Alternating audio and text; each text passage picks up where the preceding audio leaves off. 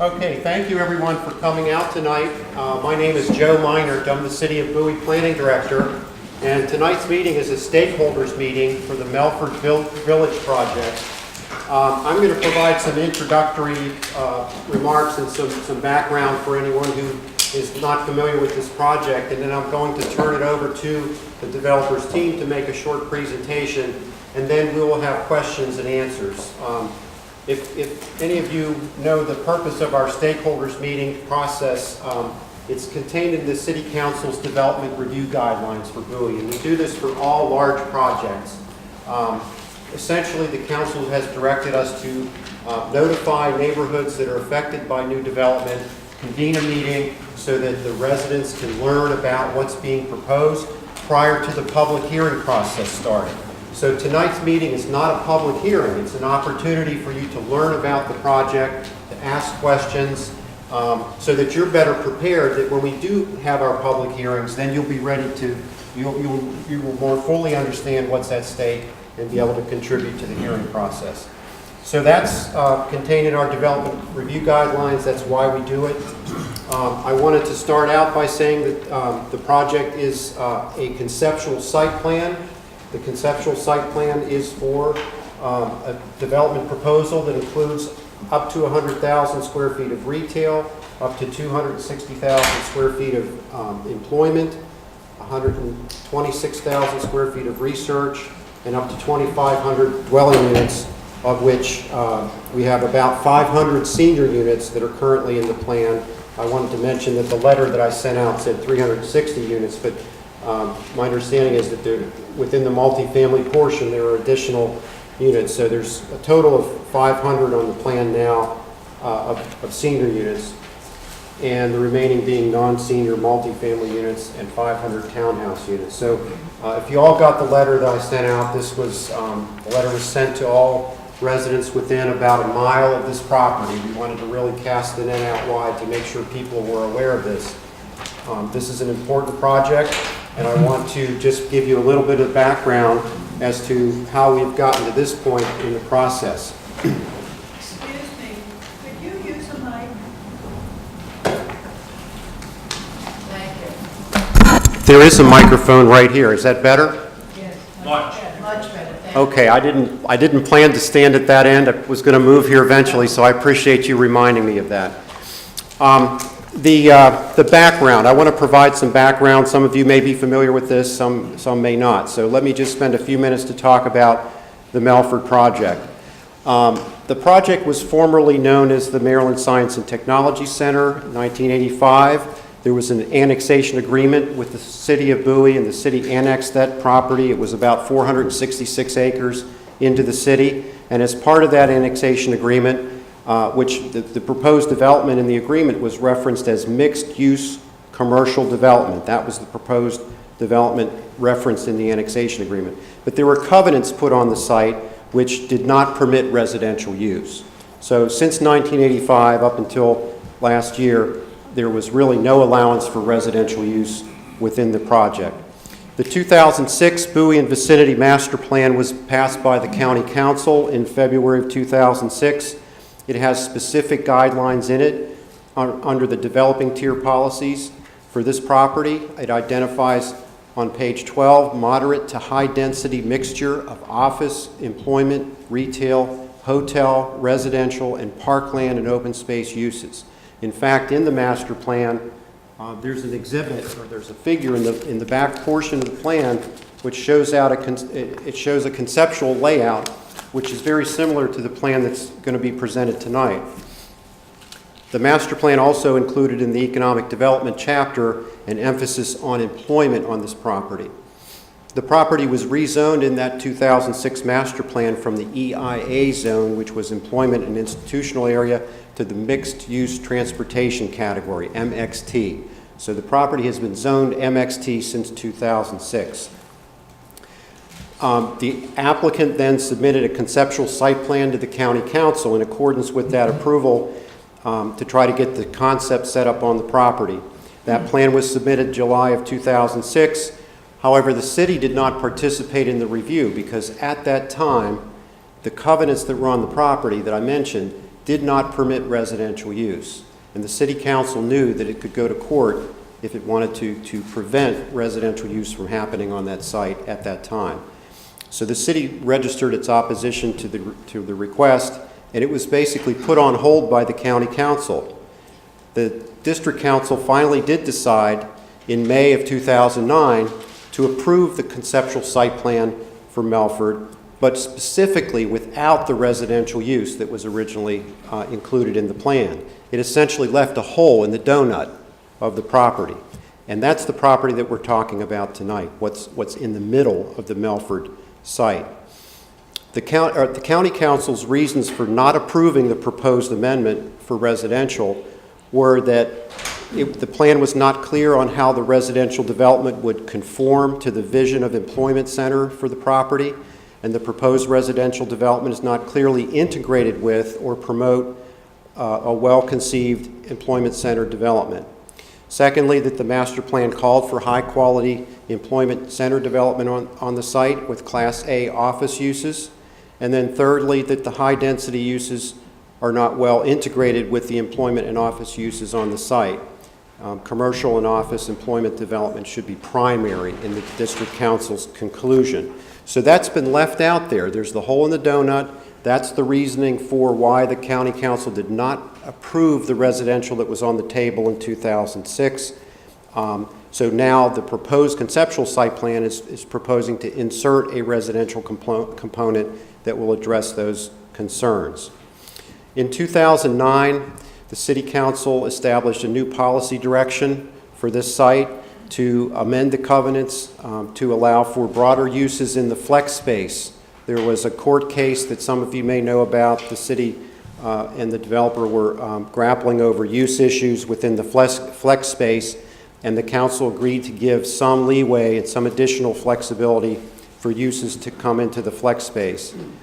But that amendment in 2009 also gave the city and St. John Properties the authority to make further amendments to the covenants without needing the signatures of all of the other property owners in the center. So you have multiple property owners, some of which have been there since the 1990s, that preceded St. John Properties, and essentially they opted out of making decisions on the remaining undeveloped land and left it up to the city and St. John Properties.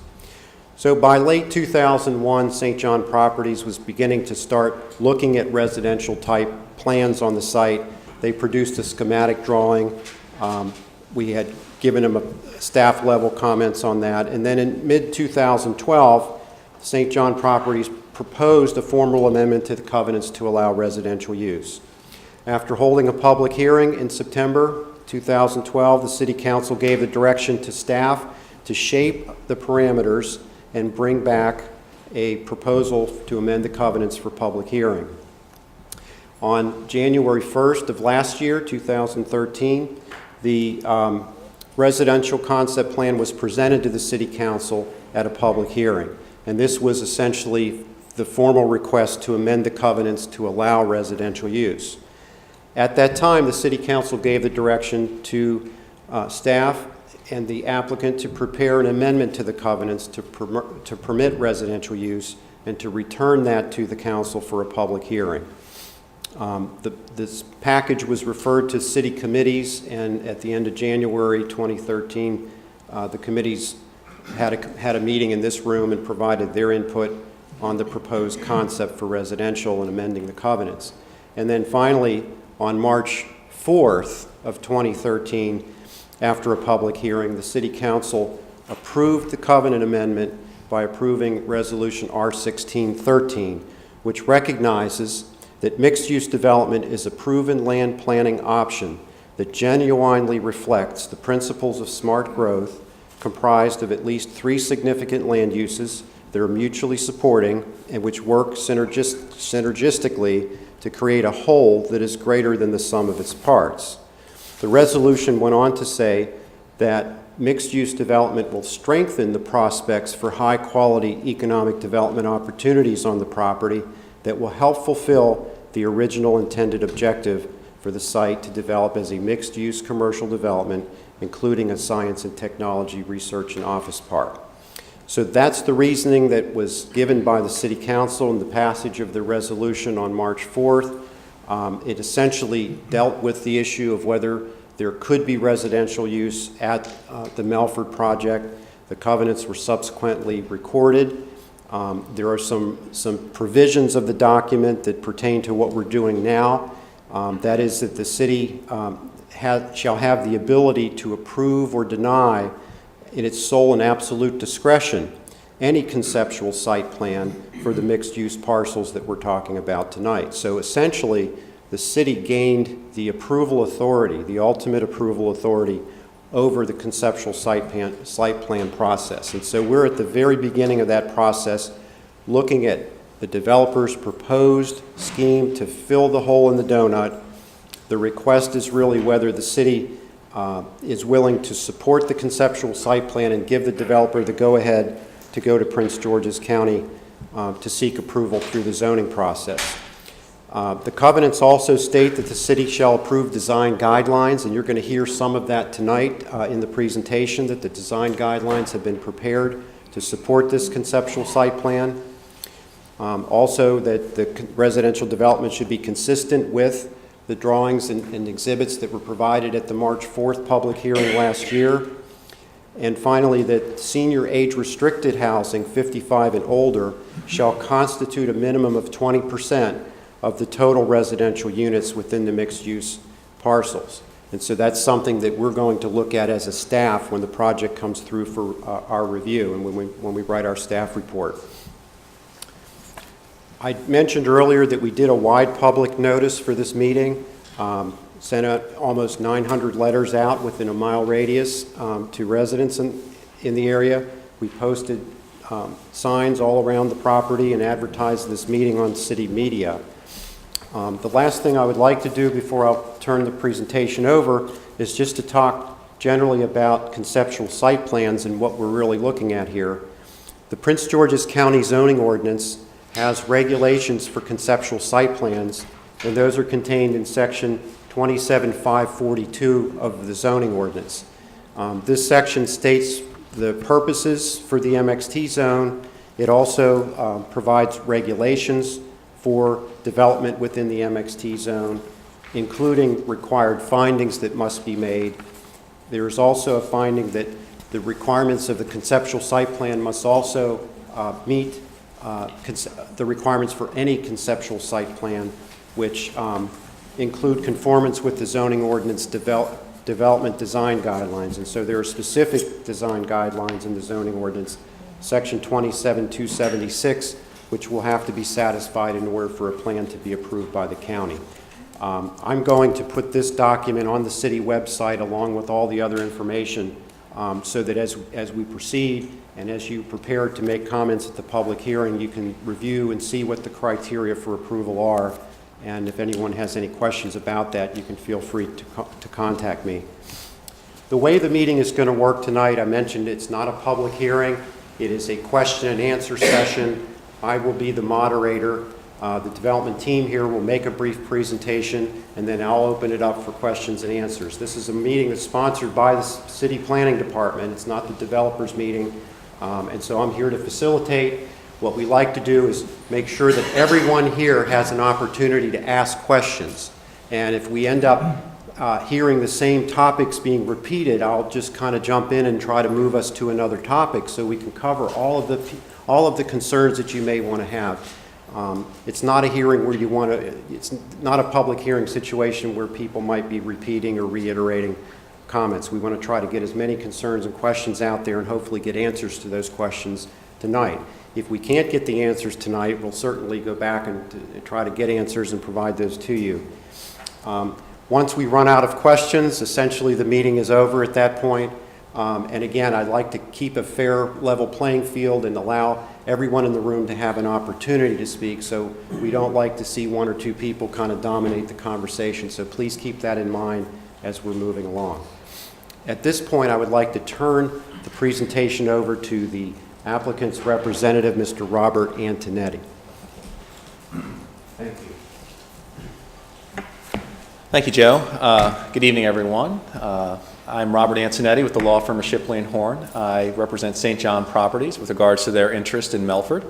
And it's a pleasure to be here with you tonight. As Joe said in his synopsis of the history of what's going on here, this is really picking up from the covenant decision that was made in March of last year. And from that time to the present, we, the developer, have had a significant amount of time bringing together our consulting team and working on designing and preparing a conceptual site plan that's consistent with the statements and representations made to the council back in March of last year. This meeting tonight is about the question and answers. It's about sharing of information. I really don't have much more to add than what Joe has stated. I think that history is true today as it was back in March. But I do want to take a moment to introduce our consulting team. Starting with St. John Properties, I have Mr. Andrew Round, Vice President of Land Use, Karen Watzik, Development Manager, Megan Walsh, Development Coordinator, Mr. Mike Klobasco, he's our environmental consultant from Klobasco Environmental. I have Kate Coranda, our historic preservation consultant from Goodwin and Associates. We have, of course, from Martin Architectural, we have Mike Rosen. I don't know where Mike, oh, there's Mike, sorry. And Annalise Cole have come down. They're going to do the bulk of the presentation tonight. They have a PowerPoint here to go through the iterations of the program for Melford Village. Have I missed any? Oh, Michael Lenhart, of course, our transportation engineer from Lenhart Traffic. So, and we also have from Greenman Peterson, Dan Jackson, the project engineer, and Chris Rizzi, the landscape architect for the project. So I think that's it's a pretty comprehensive group. We want to bring everybody here to be available to hopefully answer all your questions the best we can.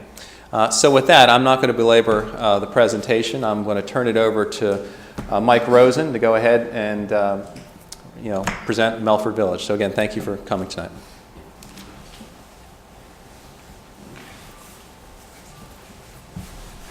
Thank you, Ron.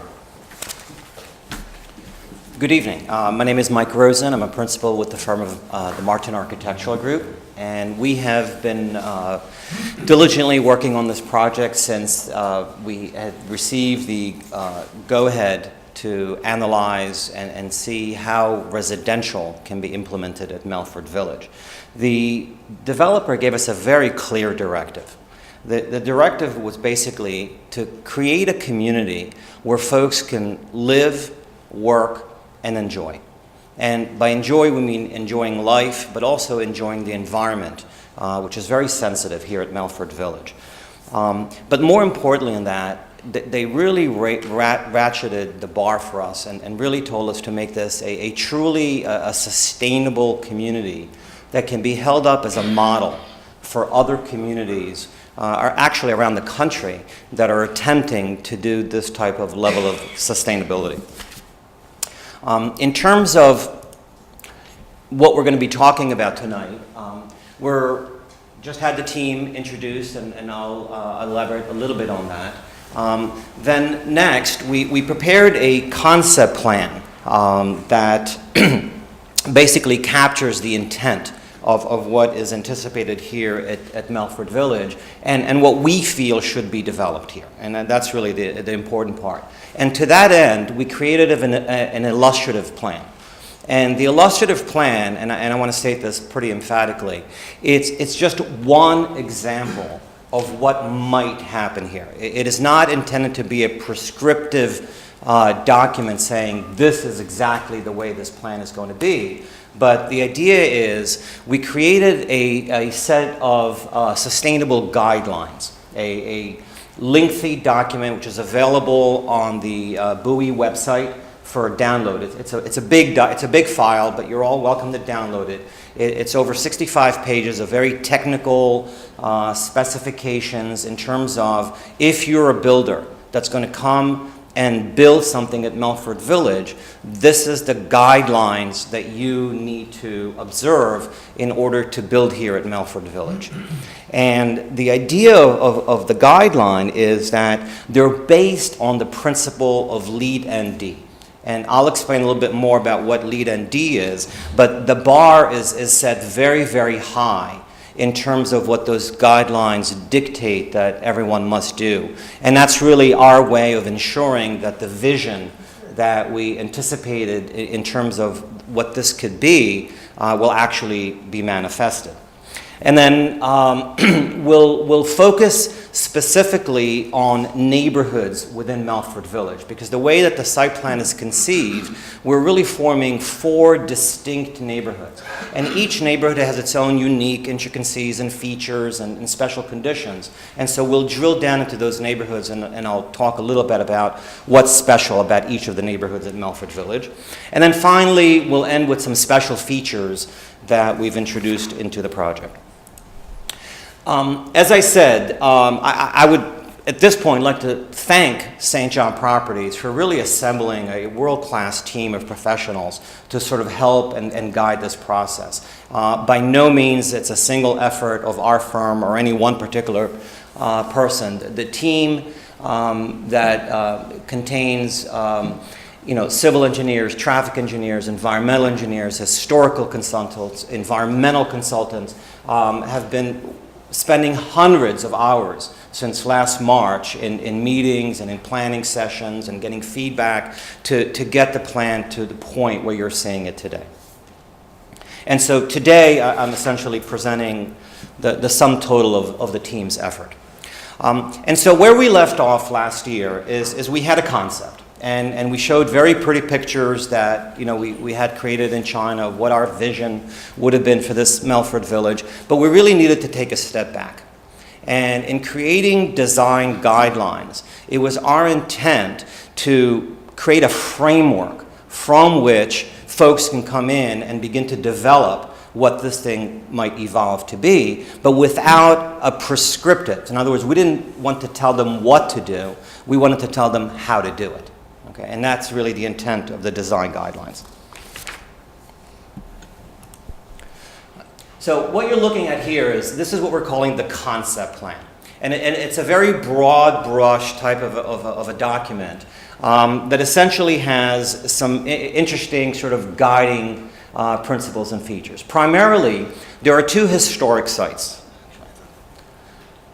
There are 2 historic sites. One is located here, which is the old Melford Mansion, and there's another area in here which is called the Duckett Family Cemetery. Those 2 sites have been deemed historic and have historic value. They've been delineated with a border of which no development can occur. So they're completely surrounded and protected by a significant amount of land. But more importantly, there's a view corridor that's established from the Melford House to the cemetery and from the Melford House to the lower pond and where we've placed the amphitheater. And those view corridors, by mandate, need to be protected, meaning can't block views and can't build in certain parts, and you can only build so high and so forth. So that's sort of a very important factor, is those 2 view corridors. Secondly, you can see in the light blue is the areas where we have existing office buildings and flex space and research facilities. That is intended to remain. We're certainly not going to remove any of the existing things. Next, in pink, in sort of the tan pink color, is areas where we've indicated that the new residential is going to happen. Like Joe said earlier, that sort of filling the whole of the donut with the residential is going to take place where you can see those areas in pink. And where you see it's sort of a slightly darker area, it is also multifamily residential, but it is intended that that area be of higher density. So that where there is going to be higher density, we want it to be controlled and specifically in a particular location, and I'll get into the reasons why a little bit later. Next, you'll see in green, there's a fair amount of green space, which is either forested area or area that needs to be preserved in perpetuity as green space. And you can see there is a thick dotted line that transverses both north-south and east-west, and those are the primary circulation. Those are what we're calling the boulevards. And you're going to hear a lot today about the north-south and the east-west boulevards. A lot of thought has been given to, why those boulevards are there, what happens when they intersect, and what kind of architecture takes place along the boulevard, what is permitted along the boulevard, what is not permitted along the boulevards, and so forth. And you can see also that the boulevards create 4 distinct areas. And I'm going to talk a lot about the neighborhoods. And so each of those areas, essentially the 4 of them, we're going to call the northeast, southeast, northwest, southwest, northeast, and southeast neighborhoods. At some point, they'll have a better name, but for now, that's how we're going to refer to them. And then within each of the neighborhoods, we've identified areas where there'll be some sort of public facility, clubhouse, community space, some sort of an amenity that would be targeted for that specific neighborhood. So there's some feature of that area that will be significant, and some have been determined, some of them are yet to be determined.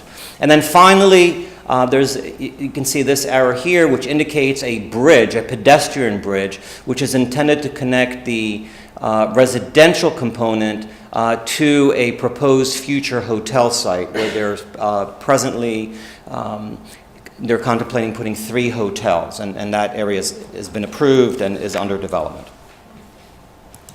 Now, the most important document that I guess I can show tonight is this one. It's called the organizational pattern.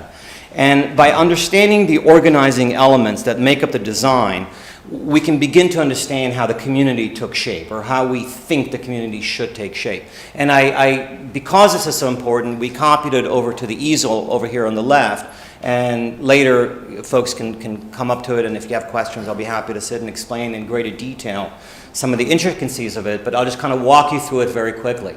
You can see in the first upper left-hand diagram the north, south, and the east-west boulevard. Those are the 2, once we've determined those 2 elements, sort of the rest of the thing kind of flowed from that. The intent of the east-west boulevard is to create an entrance boulevard connecting the front entry all the way through the community to the lower pond and the amphitheater, which will have at the terminus. And at the intersection of the east-west and northwest boulevards, at that intersection, we created what we call the town plaza, with the traditional clock tower, and that would be the gathering place for the community. So very simply, we're basically having 4 neighborhoods that, like the old Market Street and Main Street in the traditional towns intersects at the town square. And that is the basic driving concept of the village. The reason the east-west boulevard is so significant is because all of the buildings take the east-west orientation, which is the most optimum orientation for solar, so that all the buildings essentially face south. And that was a primary concern of ours. Next, once the 4 neighborhoods have been formed and the town square has been established, you can see that you have very clearly delineated 4 areas, which each having unique facilities. But you can see that within a quarter mile or a 5-minute walk, every neighborhood can get to that center plaza. So the intent is to make this a walkable community. So from wherever you are, wherever you live at Melford Village, the idea is you have a place within 5-minute walking distance where everybody can overlap and have that central space. So that is the nature of this diagram that kind of shows you how all the circles intersects right in the middle. Well, once you've done that, and you look at each of the neighborhoods and you begin to develop what we call development opportunity areas, are really done by the way the street grids have been identified. So within each of the neighborhoods, the street pattern, the network of roads, really begin to develop what's called buildable lots or sites that can be sold to builders and developers, and we don't know who that is right now. So we anticipate that developers, regional, local, national developers will come in and they will pick up, a piece here and a piece there and then develop that. And what the design guidelines do is give them a standard by which to create those developments. And then a review committee has been formed that will receive those applications. So as each developer submits their application for what they want to do within each one of those blocks, that committee will review it and make sure that it conforms to the guidelines that we've set forth. Okay? Next, in the fifth diagram, you can see where we've identified the significant environmental areas which impact, that have a particular sensitivity to the environment, whether they be historic or wet or green or whatever those are. But those are significant what we call natural amenities. These are things that if you were to build in one of these neighborhoods and you know that you have one of these significant elements, you need to relate to it, you need to react to it, you need to respect it. You can't pretend that it's not there. And so we created guidelines within each of the neighborhoods as to how to deal with the natural amenities that happen within that neighborhood. And then finally, what you're seeing in the sixth one is the density.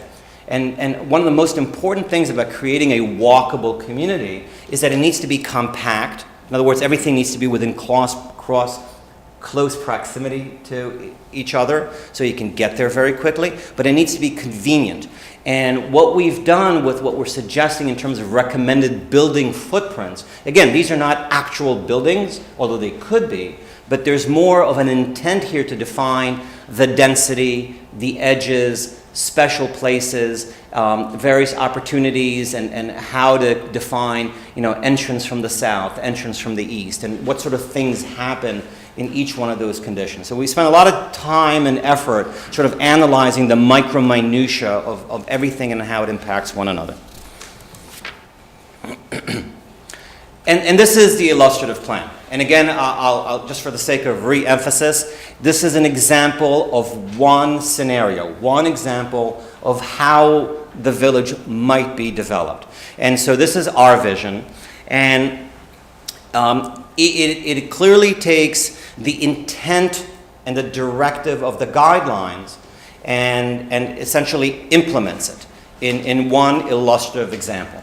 And I'll just briefly walk you through it. This is the entrance into the village, so you enter it from here. To your right, you have the two existing office buildings.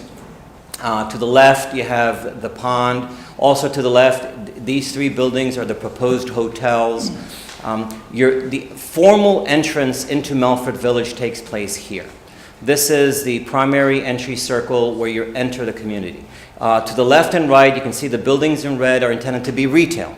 Small shops, service-oriented type mom-and-pop stores to service the community, and a possible larger food store.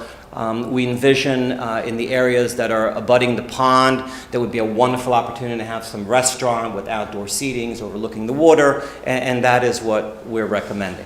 So as you drive through the community, the main east-west boulevard runs through the middle plaza and then continues all the way down to the amphitheater and what we're calling the lower pond.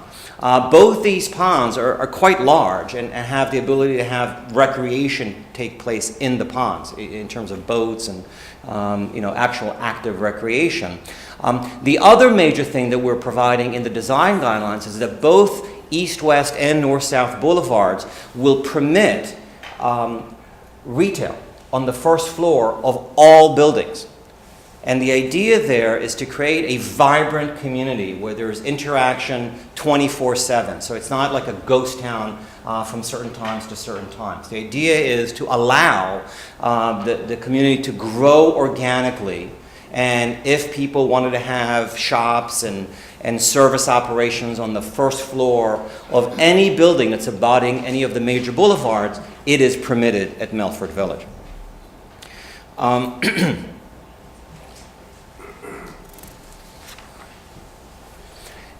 Just to continue, again, in each of the neighborhoods, I'll get more detail into what the features are, but it is important to also note that along this edge, where we have existing office buildings, we've created a very hard edge of buildings to sort of buffer the Melford Village community from the existing office buildings, so that there's a transition. So you don't have the community sort of just looking at the office. There's sort of a wall of architecture that's creating a transition space between the existing office and what we're perceiving the village to be. Here you're seeing the amphitheater at the end of the terminus. There are lots of pocket parks, community spaces. We've introduced areas where there are lots of different types of buildings, and this diagram, and by the way, in the design guidelines, there are dozens and dozens of these types of diagrams. I only pulled 5 for the sake of brevity, so this presentation doesn't go on for hours, but I pulled the 5 that I thought were most important to kind of convey some of our thinking and the thoughts. But in terms of product, you can see that we have, multifamily villas, there are townhouses, there are garden type multifamily, they're age restricted or what we call senior in the purple. In the blue, you're seeing what we're calling high density wrap buildings, where these are residential units that are wrapped around parking garages. The intent is that when you're driving through this community is not to see cars. It is a pedestrian-oriented community. So wherever we could, we try to hide the cars. And so you can see that, where there are parking lots, they're completely surrounded by buildings. And when we had the opportunity to have parking underneath buildings, we put them underneath the buildings. So the idea is to create an environment and a community that is not car-oriented. That's the opposite of car-oriented. We wanted to congregate most of the senior housing to the northwest, so it's closest to most of the existing amenities. It would be within a short walking distance to the retail. And so we've identified the highest density of senior dwellings up in this area. And we, as you get down to the lower pond, it is envisioned that the density would decrease. So, the further you get into nature, obviously we wanted to sort of have a reduction of density and pull in the highest density to the middle. So the idea is that you have a very sort of dense town center, and as you get away from the town center, the density gets reduced and reduced and reduced. The idea, in this next diagram, which talks about the pedestrian network, the sidewalks, the trail system, is that when you're creating a walkable community, it is key to provide as much what we call connectivity. The idea is that from every place, you should be able to get to every place and not have to go around things or through things. Every street has sidewalks on both sides of the street. There is an extensive trail system.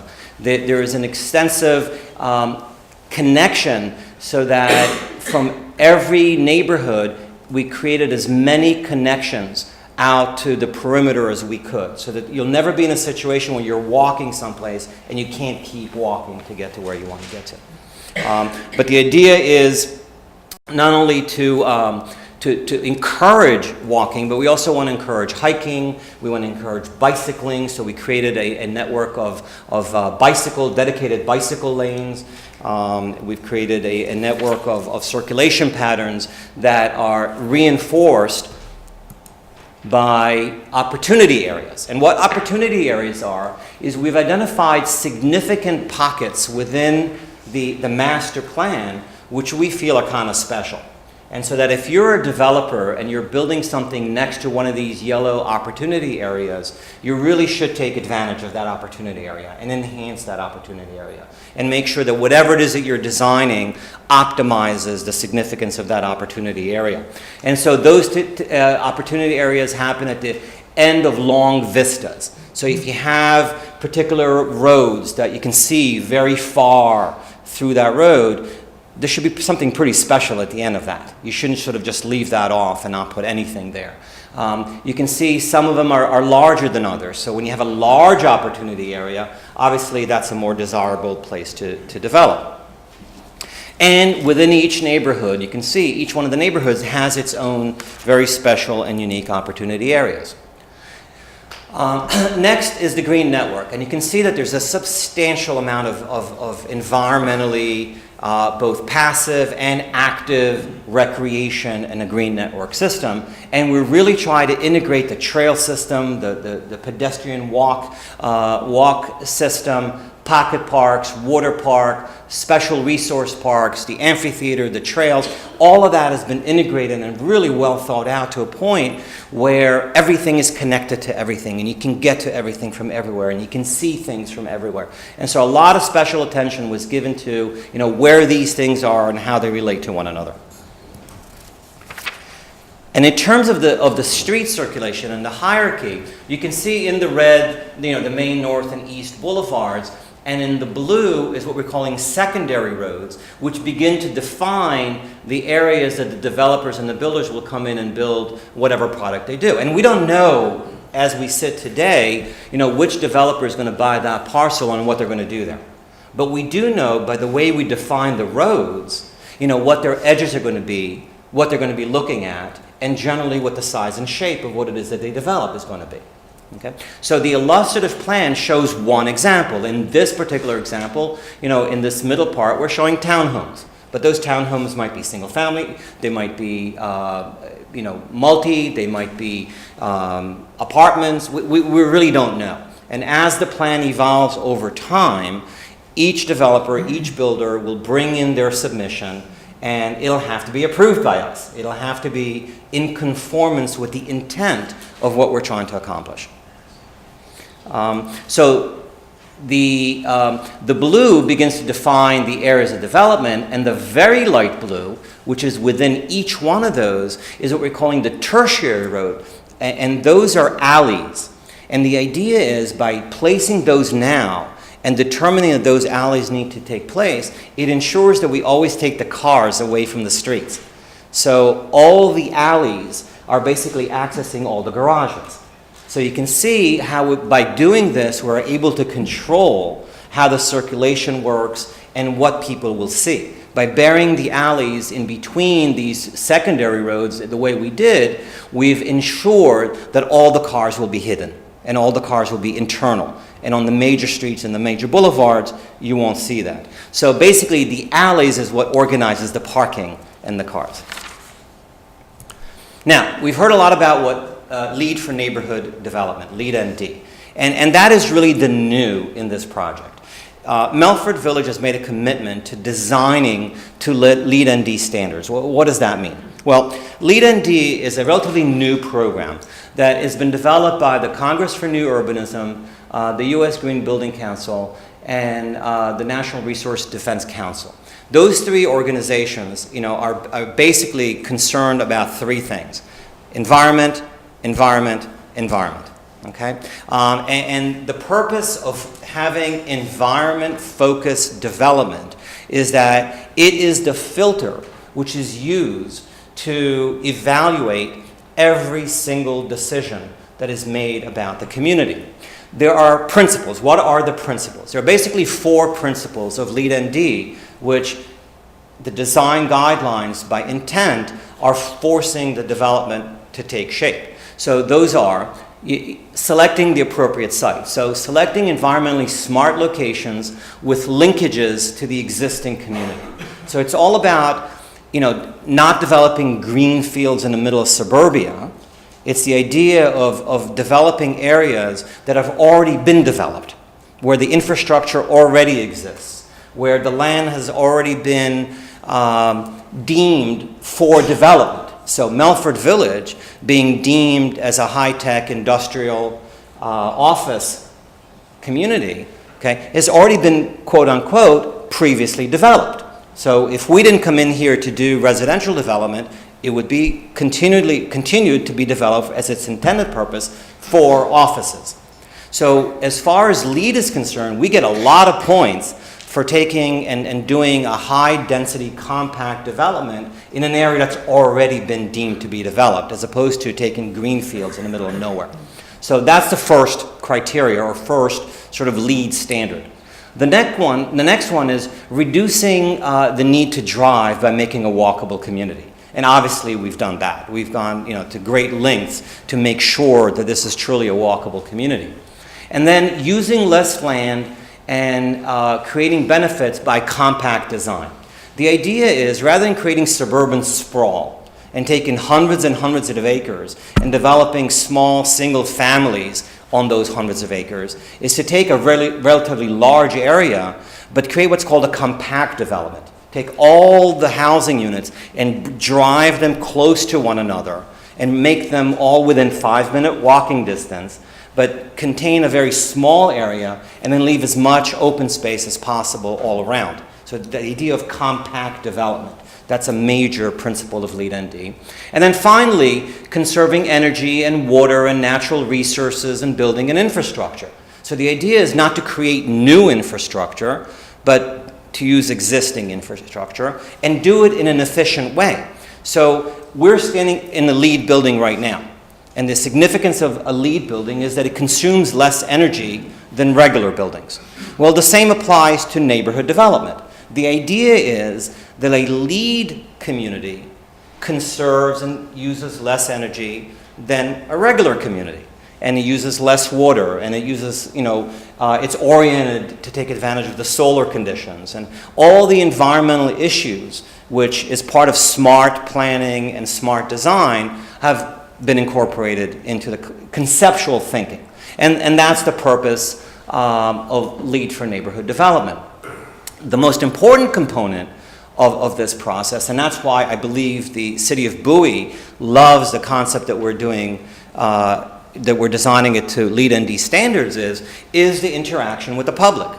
The idea is to have a very transparent process. And as was said earlier, this is step one of a long process. So don't feel like this is your first or last opportunity to engage with this project. The idea of the process that is used to do LEED ND development is to engage the community as much as possible and to listen and to have input and to make this a sort of a collaborative effort as opposed to saying, here's what we want to do, you should love it.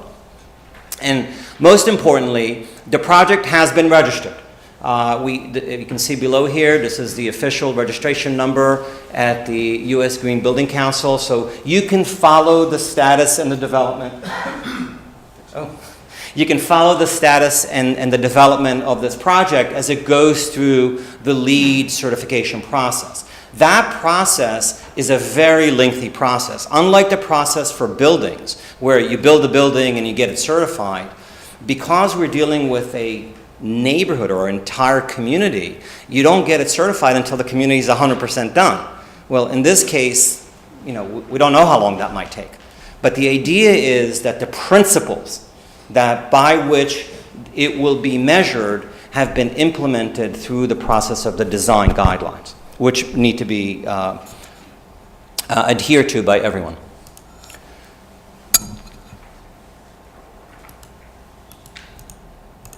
Okay. In terms of the historical house and the preservation of the views, how do we do that? How do you ensure a development that's going to take place over 15, 20 years, that nobody violates something like a view corridor? And so we had to define and create some guidelines and criterion by which that can be done. So in terms of the view from the Melford house to the cemetery, we've created this cone where we're saying in this area there will be no building whatsoever. In the green area you can see here, there can be building, but they're limited to 1 story. And that's a function of the slope of the site, so that if it's limited to 1 story, you can just look right over it and see the cemetery. And in this area, we've sort of separated the buildings so that there's no buildings. So what we're saying to the developers is if you buy this parcel of land, there's a cone here in which you can't build. It's as simple as that. And in terms of the view in the other direction, from the Melford house down to the amphitheater and the lower pond, there's a grade drop of about 100 feet. So the site drops pretty severely from the Melford house down to the amphitheater. And what we've created is these zones in colors. So the closer you get to the Melford house, the less number of stories you're allowed to have, to make sure that all the buildings stay below, the bottom of the view shed. So When you get to a certain distance from the house, you can't build at all, because if you build there, you will block the view. But the further away you get, we're basically saying you're allowed to build, but we're controlling the number of stories that you can have to make sure that that view is maintained from that house. Okay. So now the neighborhoods of Melford Village. The neighborhoods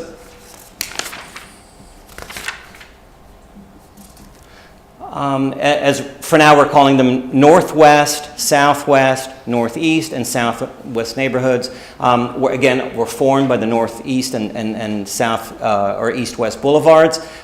They intersect at the plaza in the middle, and we'll start with the northwest neighborhood. The northwest neighborhood is characterized by the following features. We have the existing cemetery.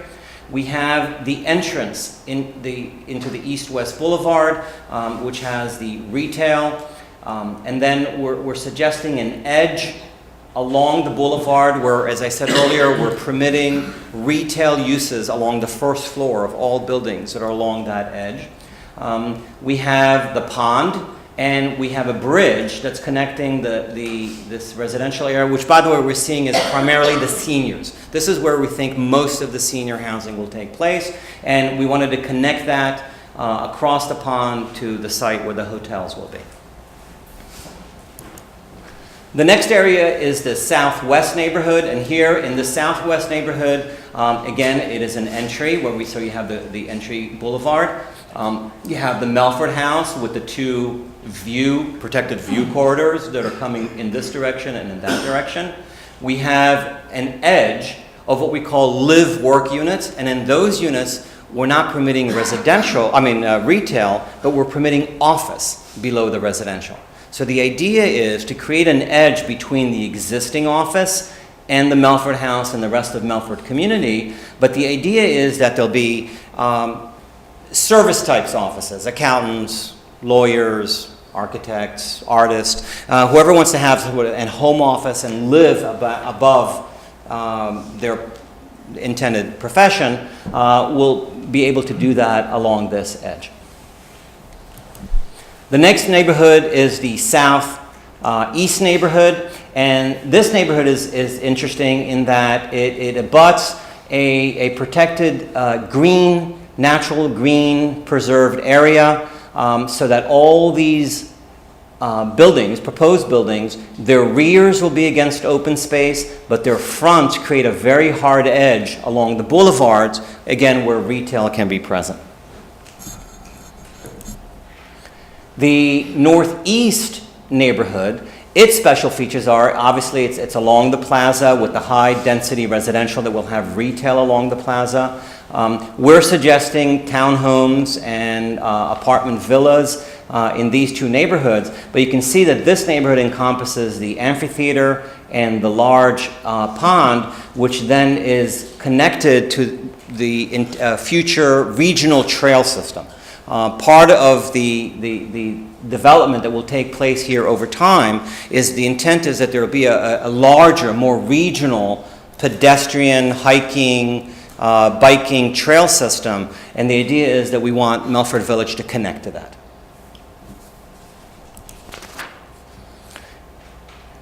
And then there's one other area which we're sort of calling the commercial district. It's really not part of the village per se. It's an area that's already been approved as a office retail area. We just kind of reconfigured it to receive the connections from the village in a stronger fashion, but we really didn't change the use of this particular area. And we're envisioning here things like a bank, a pharmacy, grocery store, or restaurant that would really more feed the office space, the existing office, as opposed to the village itself, although it's a very convenient area as one enters the village to sort of pull over here, do whatever shopping needs to be done, and then continue on home. Okay, the Village Plaza. The intent of the plaza is that this is the area where if you're going to meet someone, that's where you're going to meet them. If you could say, tell someone, I want you to come to visit me, I want to meet you at Melford Village, ideally this is the place where you'll meet them. It's the most identifiable, visually impactful area of the site. We intend to have some sort of an obelisk-looking clock tower or some sort of architectural element that can be seen from everywhere, so that you can always sort of have a frame of reference. This is the town center. This is where you come, you go for a stroll, you meet your friends. It's a passive area, but it's also an area where a large group of people can congregate. So theoretically, all the people of Melford Village, if there's a 4th of July event or if there's some sort of a celebration, this is the area where everyone can congregate for sort of larger scale, sort of happy events. It is designed to be flexible, so we really don't know what the architecture of the buildings around it look like, but we did define the walls. In other words, we're suggesting that each of these buildings create a very hard edge along the plaza to create an outdoor room. The idea is that this is, like the living room of the community, right? So this is where folks will meet and have good times. And then we envision the amphitheater, and again, these things haven't been designed yet, but we envision the amphitheater to be the terminus of the East-West Boulevard. The idea is that it's a space that can be enjoyed by the residents of Melford Village, but also for the residents at large. We want everyone to be able to come here and watch shows and performances and fireworks. And this is sort of, on a regional scale, it's right adjacent to the perceived trail system, or the future trail system. And so this is sort of the natural plaza. Whereas in the middle of the community, we have what we call a structured outdoor room. This is sort of your backyard. This is the community's backyard. And we're hoping that, as it gets, as the vision gets manifested, that it truly will function that way. And you can see that we've created an extensive amount of trails. If you look at the plan a little bit more carefully in the diagrams, these walking trails, bike trails, all these special places that have been created everywhere. There's a total of 9.5 miles of sidewalks at Melford Village. There's 3.4 miles of trails. There's 1.6 miles of dedicated bike lanes. So it's an extensive network of circulation to try to kind of tie everything together and make it a truly, enjoyable, walkable community. The neighborhood retail, the focus of the neighborhood retail is to make it small scale. It's not intended to be a mall or a strip center. These are convenience shops. These are shops that you're going to walk to and have an ice cream or, a cup of coffee and meet folks, or have your shirts dry cleaned. But it's really more service-oriented type of retail. The idea is within a 10-minute walking distance of your house, you should be able to walk and buy your food and get your shirts cleaned and have everything that you need, including access to government facilities, religious institutions, gym, medical facilities. There are dozens and dozens of medical professionals that already have offices in the existing Melford community. So the idea is to create an area that everybody can get to very conveniently. And then finally, there's a lot of special community features. There are areas where, for example, you can see here, we have a fairly substantial parking lot. Well, we don't want to look at cars at Melford Village. And so we've created very elaborate structures that will have information bulletin boards. There may have bus stops. They may have information about the sustainability of Melford Village. So the idea is to create, wherever possible, if there's undesirable views from the boulevard, is to create very, very special features that would protect that. In terms of the actual architecture, and I know in previous presentations we showed you lots of pretty pictures of what we think the architecture might look like, but we're trying very hard in these design guidelines to be very architectural non-specific. We don't want to tell the builders what to build. We don't want to tell them what it looks like. We just want to control the quality and the principles the guidelines. We want to tell them how to do it, not what to do. And so what we focused on are things like the continuity of the architectural achievement, the emphasis on the front facades, to making sure that there's no, you can't see garage doors or service entrances from any of the main streets or boulevards, that there's four-sided architecture, that good materials are being used, that consistent colors are being used, that the architecture is sympathetic to the architecture of the surrounding area. You know, we don't want, you know, oddball types of things. We want, you know, a sort of a themed, homogeneous, you know, very traditional look that would be very comfortable in the vernacular of the surrounding areas. But most importantly, we want them to make sure that they conform to the standards, to the LEED standards. And what that means is whenever there is a dimension that we put into the guideline, for example, you know, a building needs to be no more than 25 feet from the street, or, you know, stoops have to be 24, all those numbers, all those guidelines come from the LEED ND principles. So by following the design guidelines and by matching the numbers and the criterions for the architecture that we've dictated here, by default, you're going to meet the standards of LEED ND.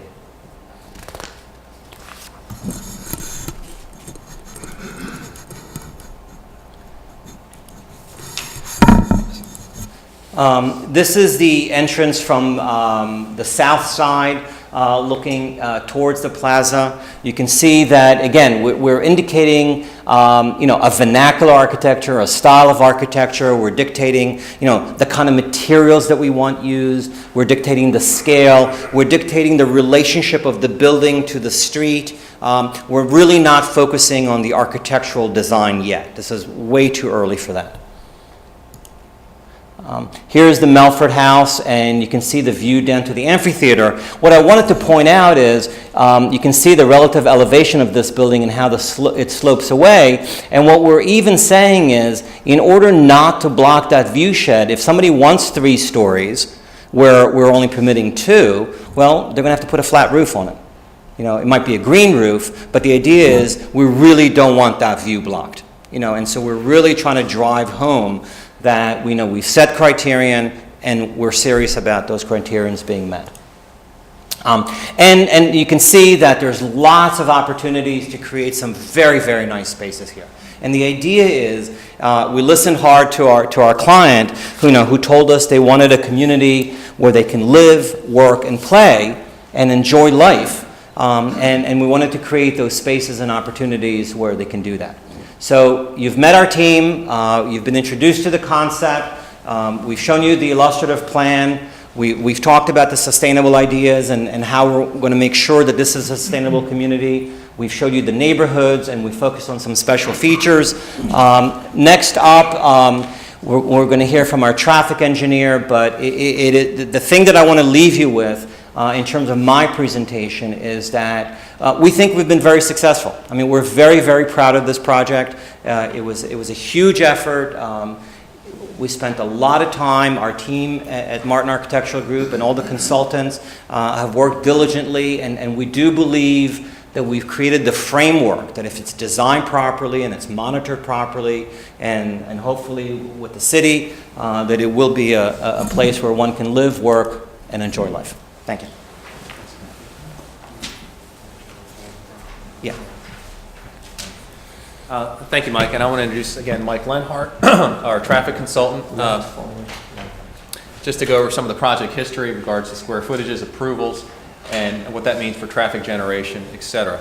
So I'll turn it over to Mike, and then that'll complete our presentation. We can move to questions. Thank you. Good evening. Again, my name is Mike Lenhart. I was brought in to help with the transportation planning and traffic analysis for the project. I'd like to first start by talking a little bit about the project history. Going back to 1988, this project was first approved with a preliminary plan of subdivision that allowed up to 1.95 million square feet of development, commercial type development, and that required a number of different transportation improvements, including an interchange at Route 3 and Bel Air Drive, which was not constructed yet at that time. 1998, the project went through another approval process. It was reapproved for 1.95 million square feet of commercial development. At that time, all of the transportation conditions had been built.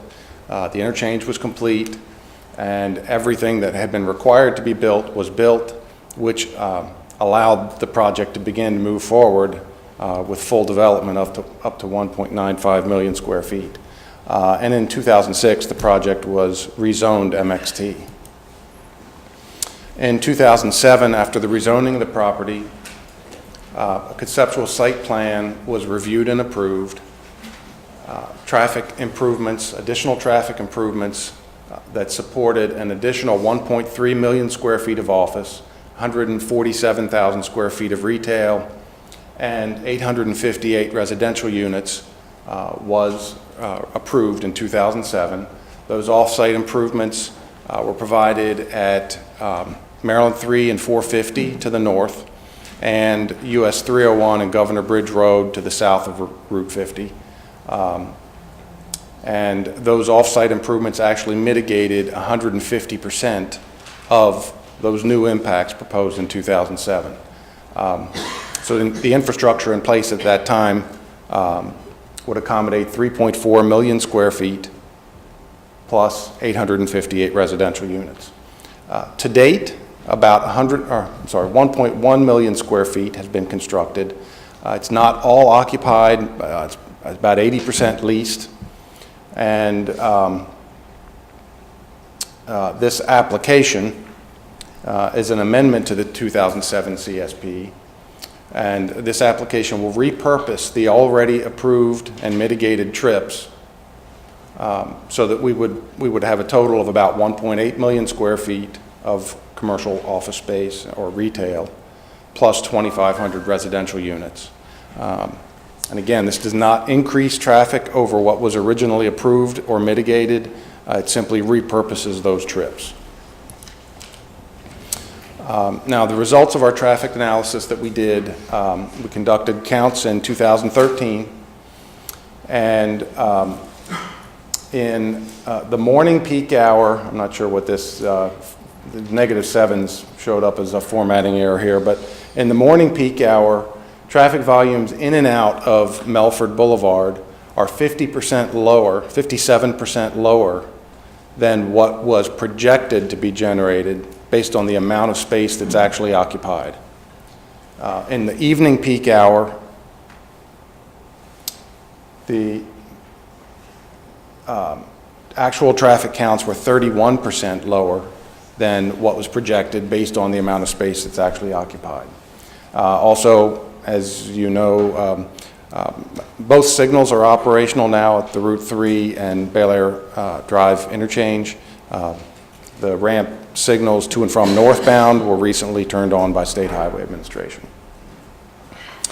The traffic study, although the existing traffic counts were 30 to 57% lower than what was projected, we did our traffic study by adding back in what wasn't there. So we assumed that 100% of the traffic was being generated that was projected, even though the counts were lower, and this provides a worst case scenario.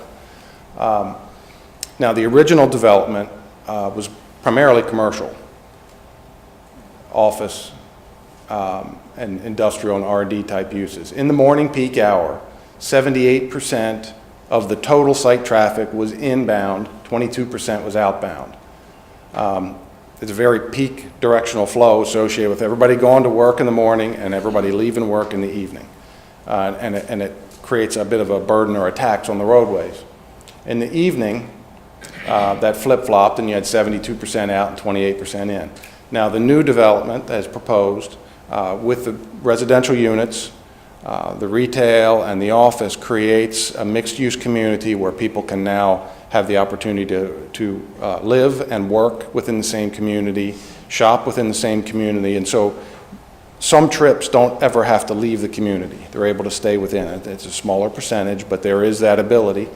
And it also, by swapping out some of the office and commercial with residential, it creates a better balance of traffic flows on the road network. So instead of having almost 80% in one direction and 20% in the other, now we've got roughly 1/3 in the peak direction and 2/3, I'm sorry, 1/3 in the off-peak and 2/3 in the peak. And so in the evening, you've got 62% in one direction, 38% in the other. It creates a much better balance of traffic.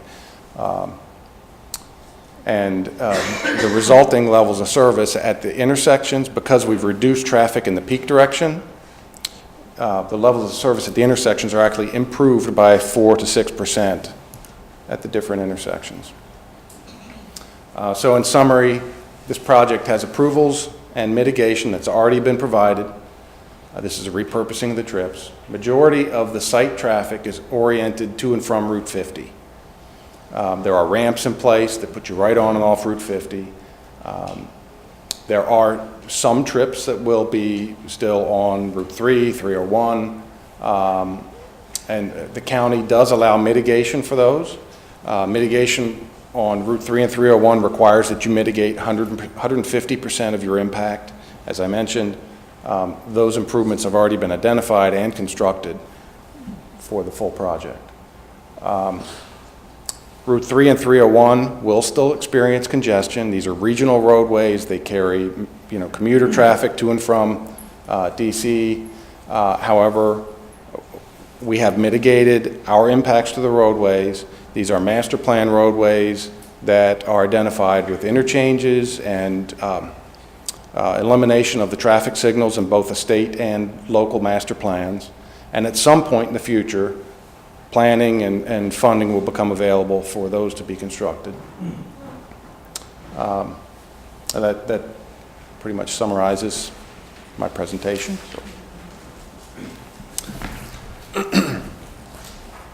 Hi, my name's Andrew Rad with St. John. I only have something very brief to say. There's going to be a lot of questions, and even in some of the talking that I heard, there are some inconsistencies where we may have just said that there was 1.1 million square feet and that equated to 80% occupancy. That's on a blended overall basis on the site, which would include IDA, Census, and the Institute for Bricklayers. So what we're still here about, and we've been saying this, I watched 10 hours worth of testimony from the 4 different hearings in the last 3 or 4 days. The main reason we're still here, and don't forget it, is the fact that the overall property that we have with the flex and the office is still roughly around 63% occupied. That's the main part of the discussion, and that's what generated, I think, the decision by the council in March 4th, to go and explore the possibility of the residential. The fundamental issue is that the park is still 60% occupied, I'm using 60 or 63, and 40% vacant. That needs to be corrected. That's a very, very serious issue, has to be corrected, and we've gone on the tack that the way to correct it is to provide rooftops, and those rooftops will provide the amenities, and that will at least stabilize, if not improve the underlying issue with the vacancy. So there are some, just right now I'm pointing out that thing. I just want you to be sure, when Mike just said that we had 1.1 million square feet and an 80% occupancy, that included all the other buildings, the government buildings. So the real number is still 63% on all the flex and office that you see. So with that, we'll go to questions. I hope you have some good ones. This little exercise that we're just talking about, just to point out, we've been working on this we last saw you back on March 4th. I was just roughing out a grand total. We're north of $800,000 on consulting fees. That includes landscape architects, civil engineers. So this isn't a lightly thought out or a flippant or a sort of a road trip type exercise. There's a lot of money been put into it, a lot of time and effort. I've done this for 26 years. I can say that I've never put as much time into one single deal in my career. And the design guidelines, I think they are well done, and it will run with the property, and it'll give everybody here something to be proud of. So we welcome your questions, and we'll try to answer them. Let me just say one thing. I want to thank the team for the presentation. Hopefully that's given you a better idea of what's proposed and on the table. What we normally do with stakeholder meetings is that we make a list of all the questions and comments that come up. We provide that list to the city council to keep them aware of what the concerns are. So we will be taking really good, close notes, and hopefully we'll be able to answer the questions that you have. So if you have a question, please raise your hand to be recognized. Right here? Sure, go ahead. Okay. The effort that has gone into this is extremely obvious. In the right environment, the right place, it would be a wonderful plan. If I lived in Washington, D.C., and this was a brownfield, I would be like, build it now. I have some concerns because of where it is in Bowie, and because we are a suburban environment. You know, we may call this urban infill, but this is not an urban area. This is going to increase the total housing in Bowie by 11%. One of my questions, there was an inconsistency with what was sent out in the letter versus what was shown in the previous plan and what was here. In the previous plan that was presented last year, it showed 90 townhomes and 2,410 apartment units. It appears that this plan is fairly consistent with that. I do not see 500 townhomes on there. I have a question, how many units are multifamily rental? I don't care whether or not you call them villas or wrap houses or whatever. How many are apartments? How many are to be townhouses? How many are condos? Because obviously if you have on the bottom floor, if you have retail, it's not actually a townhome anymore. It's a condo because it's above retail. And I would very much be interested in hearing the numbers. Well, I think it's a little too